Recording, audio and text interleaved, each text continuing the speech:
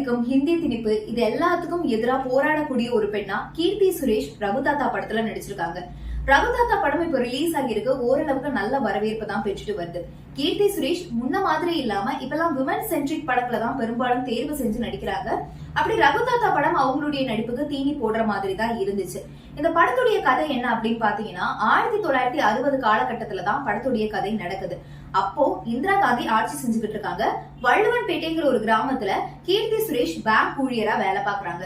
ஒரு கட்டத்துக்கு மேல அடுத்த லெவலுக்கு போகணும், ப்ரொமோஷன் வேணும் அப்படின்னு கீர்த்தி சுரேஷ் எதிர்பார்க்கிற நேரத்துல அதுக்கு உங்களுக்கு ஹிந்தி தெரிஞ்சிருக்கணும் அப்படின்னு சொல்லிடுறாங்க.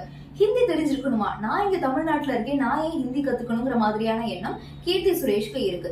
இது தவிர கீர்த்தி சுரேஷ் ஒரு பெண்ணிய சிந்தனையோடையும் பெரியார் கொள்கையோடையும் இருக்கக்கூடிய ஒரு பெண்ணா நடிச்சிருக்காங்க.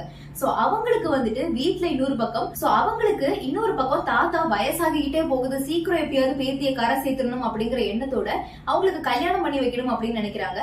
அந்த நேரத்துல தன்னை முற்போக்குவாதியா காட்டிக்கக்கூடிய ஒரு ஆணாதிக்கவாதி கீர்த்தி சுரேஷ் முன்னாடி வராங்க.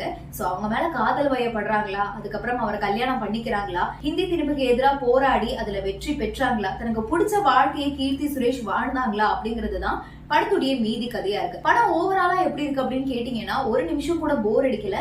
நகைச்சுவை காட்சிகள் எல்லாமே படத்துக்கு ஒரு ஆடட் பிளஸ்ஸா இருக்கு. ஆனா என்னதான் இருந்தாலுமே ஸ்கிரீன் பிளேல போட்டு விட்டுட்டாங்கன்னு தான் சொல்லி ஆகணும். ஏன்னா அடுத்து என்ன அப்படிங்கிற ஒரு கியூரியோசிட்டி நமக்குள்ள வரவே மாட்டேங்குது, ஒரு சஸ்பென்ஸ் எதுவுமே இல்ல. சோ அது படத்துக்கு ஒரு மைனஸா இருக்கு. அண்ட் ஷான் ரோல்டனுடைய மியூசிக் ஓகேவா தான் இருக்கு. சோ படத்தை கண்டிப்பா ஒரு தடவை பார்க்கலாம்.